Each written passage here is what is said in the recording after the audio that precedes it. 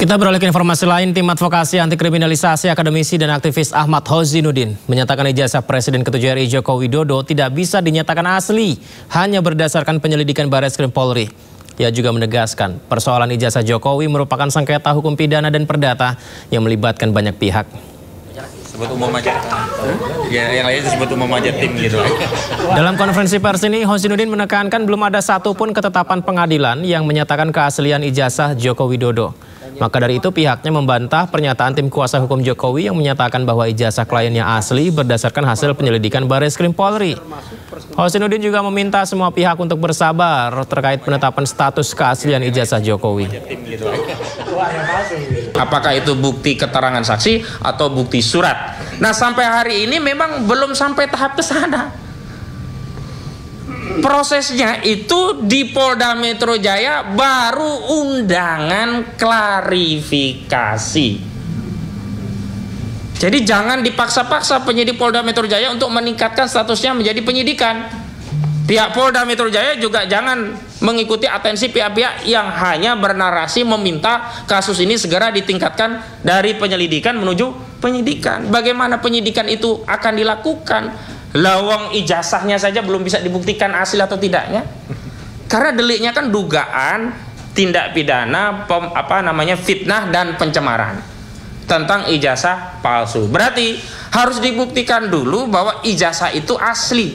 Baru orang yang mengatakan ijazah palsu itu dianggap fitnah. Sementara sampai hari ini belum ada satupun putusan pengadilan yang menyatakan ijazah saudara Joko Widodo itu asli. Baru Barreskrim, dan itu pun baru penyelidikan, dan itu pun belum tuntas, masih ada gelar perkara khusus yang hanya disebutkan dengan nomenklatur identik. Jadi bersabar ya. Kalau mau meningkatkan penyelidikan menjadi penyidikan, ya semua pihak harus bersabar. Tunggu dulu perkara di Pengadilan Negeri Surakarta, juga perkara di Pengadilan Negeri Sleman itu inkrah, berkekuatan hukum tetap, dan itu pun belum tentu hasilnya ijazah saudara Joko Widodo asli. Kalau ternyata hasil di Pengadilan Perdata ditetapkan bahwa ijazah saudara Joko Widodo justru ditetapkan oleh pengadilan tidak identik, tidak asli, tidak sah, maka tidak relevan lagi Polda Metro Jaya melanjutkan perkara. Ngapain melanjutkan perkara dugaan fitnah terhadap satu ijazah yang dibuktikan oleh putusan pengadilan itu memang palsu begitu. Sementara itu Roy Suryo menyatakan ada logika Sri Mulat dalam penetapan keaslian ijazah Joko Widodo. Logika Sri Mulat yang dimaksud Roy Suryo adalah logika yang terbalik-balik. Luar biasa apresiasi dan terima kasih kepada teman-teman kuasa hukum yang sampai dengan hari ini terus membersamai kami. Saya ingin menambahkan sedikit tentang tanggapan kemarin ya dari kuasa hukum saudara Joko Widodo. Jadi kalau saya mengistilahkan yang saya tulis hari ini logika Sri Mulat.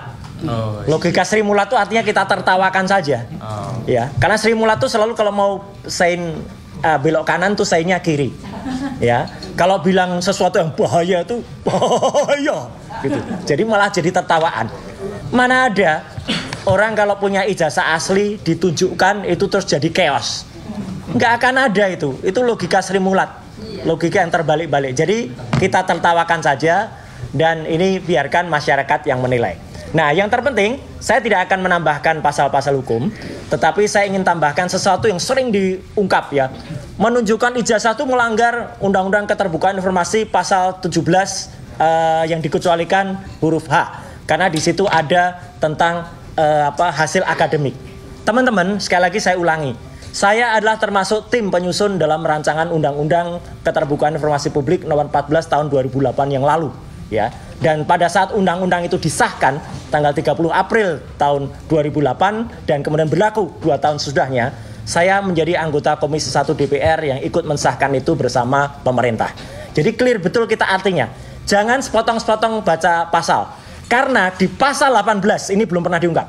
Di pasal 18 ya di Undang-Undang Keterbukaan Informasi Publik ayat 2 itu berbunyi tidak termasuk informasi yang dikecualikan sebagaimana dimaksud dalam pasal 17 huruf G dan huruf H antara lain apabila pada ayat 2 pengungkapan berkaitan dengan posisi seseorang dalam jabatan-jabatan publik.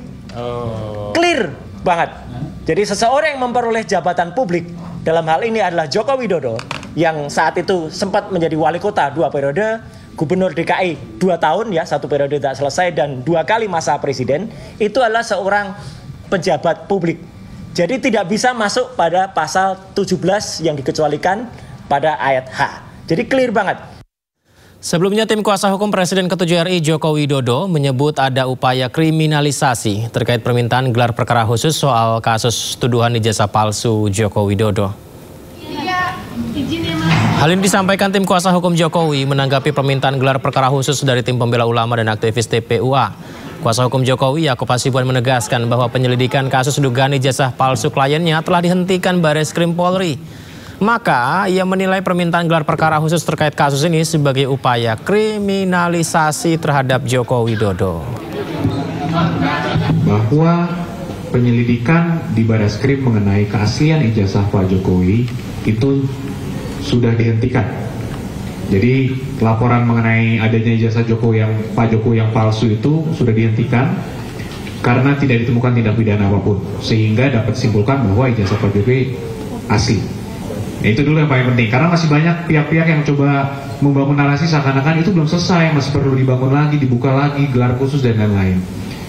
Kalau mereka mengatakan gelar khusus harusnya dimintakan sebelumnya. Ini sekarang dari pihak Barreskrim sudah melakukan investigasi penyelidikan yang begitu luas, yang sangat komprehensif, yang seharusnya mereka senang ketika seorang pelapor melapor sesuatu diperiksa sangat komprehensif, ternyata tidak ditemukan tindak pidana. Nah, permasalahannya sekarang mereka mengatakan bahwa kok dihentikan, Pak? Ini tidak boleh dihentikan di penyelidikan, harusnya dilanjuti ke tingkat penyidikan. Inilah yang menurut kami adalah upaya-upaya kriminalisasi terhadap Pak Jokowi. Bayangkan saja Mbak, suatu hal yang bukan merupakan tindak pidana mau mencoba dipaksakan untuk naik ke penyidikan, sehingga seakan-akan itu adalah tindak pidana. Kuasa hukum Presiden ke-7 RI Joko Widodo mendesak Polda Metro Jaya segera menaikkan status kasus tudingan ijazah palsu milik Jokowi ke tahap penyidikan. Kuasa hukum juga meminta semua pihak menghentikan fitnah dan pencemaran nama baik kepada kliennya. Sesuatu yang kami yakini semakin terbukti kebenarannya, ya. Seperti kita saksikan bersama, semua upaya hukum, proses hukum sudah dijalankan, tadi diterangkan oleh rekan Yaakob, nyatanya tetap ditolak. Bahkan terakhir-terakhir ini semakin terlihat bahwa kegiatan mereka ini bukan lagi bersifat mencari kebenaran atau kegiatan akademis, karena banyak statement yang sangat terlihat bahwa ini sudah berbau politis. Di antaranya sebagai seorang peneliti melemparkan kalimat-kalimat ingin mengasingkan Pak Jokowi, ingin menusukambangkan Pak Jokowi agar tidak bisa berinteraksi dengan pejabat-pejabat lainnya. Itu video ini semua kami pegang. Ada lagi mengklaim diri sebagai peneliti, lalu mulai mempersoalkan di luar topik sosial media Pak Wapres, sampai ingin ikut bergabung memaksulkan. Sehingga apa yang kami duga 2 bulan yang lalu akhirnya terbukti.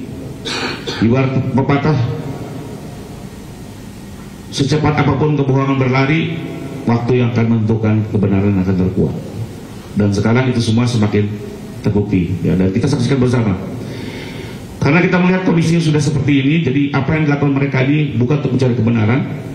Apa yang disebut dengan kegiatan akademis juga tidak bisa dibuktikan kebenarannya, dan kita melihat ini sudah mulai membuat gaduh, mengganggu stabilitas politik. Karena itu kami sebagai kuasa hukum Pak Jokowi dalam kesempatan ini juga meminta pihak Polda Metro Jaya untuk tegas mengambil sikap menuntaskan penyelidikan yang sudah kami laporkan 2 bulan yang lalu, agar diputuskan apakah ini layak untuk naik ke penyidikan atau dihentikan.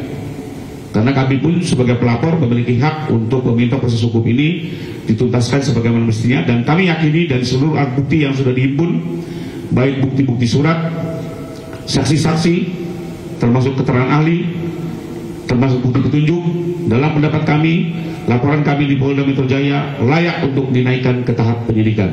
Sementara itu kuasa hukum Jokowi lainnya menyebut adanya pihak yang mengorkestrasi kasus dugaan ijazah palsu Jokowi. Kami melihat ini ada yang mengorkestrasi, ya, karena gerakannya itu dari awal, dari 2 bulan yang lalu di ruangan ini kami sudah menganalisis juga. Bahkan dari 2 tahun yang lalu kan kami nggak mau tunjukkan ijazah. Karena kami tahu ujungnya bukan itu kok. Ya.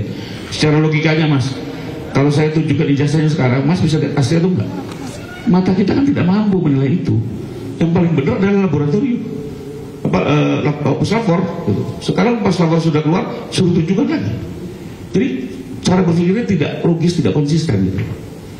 Ya, nah, lalu kembali ke kita melihat gerakannya ini kok ada yang mengorkestrasi ya dari sistematikanya, terus cara masuknya begitu ya.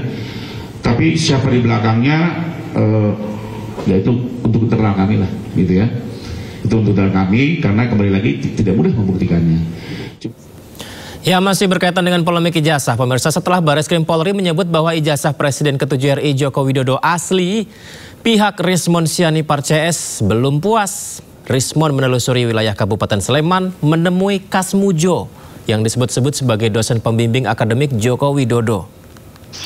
Mau tampil Pak? Enggak ya. Dipandu ternyata ini, ya, tapi nggak tahu diterima nggak kita ya. Setelah Bareskrim Polri menyebut bahwa ijazah Presiden ke-7 Republik Indonesia Joko Widodo asli, pihak Rismon Sianipar CS belum puas. Rismon Sianipar nekat mendatangi rumah Kasmujo di Pogung Kidul, Kabupaten Sleman, Yogyakarta, meski hal tersebut melanggar aturan. Bahkan Rismon merekam aktivitas perjalanannya dan mengunggahnya di YouTube channel miliknya. Kenalkan Pak, saya Rismon Sianipar Pak. Sementara di dalam video terlihat Kasmujo enggan menemui Rismon CS dan hanya menyapa dari balik pintu rumahnya. Iya Pak, bentar Pak ya. Kenalkan Pak, saya Rismon Sianipar Pak. Rismon Sianipar Pak. Oh iya Pak, sehat-sehat Pak ya. Bapak, bisa kami bertamu sebentar Pak? Tidak bisa. Oh, karena nanti semua urusan tidak boleh di rumah, tidak harus di fakultas atau di ya. Oh, jadi enggak bertanya-tanya biasa-biasa saja Pak? Enggak bisa. Oh. Di dalam video, Kasmujo menyebut bahwa dirinya bukanlah dosen pembimbing skripsi dan akademik Joko Widodo. Kan Pak, yang tahun 2017 kan Bapak tampil di TV bersama Pak Jokowi. Bapak kan di situ Pak Jokowi mengatakan Pak Jokowi bolak-balik bimbingan skripsi. Bapak itu yang salah. Iya Pak. Salah itu. Iya Pak. Bentar lah Pak. Biar ini untuk negara Pak. Saya baru 3B sudah bisa bimbing. Bapak saat itu berarti bukan pembimbing skripsi. Jelas bukan. Bukan pembimbing akademik. Bukan. Pembimbing akademik pun bukan Pak. Oh, bentar Pak. Maaf. Pak Kasmujo ada di dalam, sempat saya wawancarai. Tim Liputan iNews melaporkan. Ya, pemirsa, kasus dugaan tindak pidana korupsi pengadaan laptop berbasis Chromebook di Kemendikbudristek era Nadiem Makarim masih dalam proses pemeriksaan saksi. Ex-staf khusus Nadiem Makarim, Joris Tan, dijadwalkan diperiksa pada Selasa besok terkait kasus dugaan tindak pidana korupsi pengadaan laptop berbasis Chromebook di Kemendikbudristek periode 2019 hingga 2022. Panggilan ini merupakan kedua kalinya setelah Joris tidak dapat memenuhi panggilan pertama beberapa waktu lalu dengan alasan kesibukannya. Selain Joris, dua ex-staf khusus Nadiem telah diperiksa oleh tim penyidik Kejagung beberapa waktu lalu, pemirsa. Nah, beberapa waktu yang lalu kami sudah sampaikan bahwa terkait dengan saudari JT, melalui kuasanya sudah menyampaikan penundaan pemeriksaan sebagai saksi yang ditujukan kepada penyidik ya. Dan di dalam surat penundaan dimaksud disampaikan bahwa yang bersangkutan akan memenuhi panggilan penyidik pada esok hari ya, Selasa 17 Juni 2025 ya. Tentu pemeriksaan juga akan dimulai sejak pagi pukul 9 dan hingga kini penyidik masih optimis yang bersangkutan akan hadir karena belum ada pemberitahuan penundaan ya. Jadi sesuai dengan surat yang sudah diterima penyidik, tentu kita menjadwal untuk dilakukan pemeriksaan pada esok hari Selasa ya, esok pagi.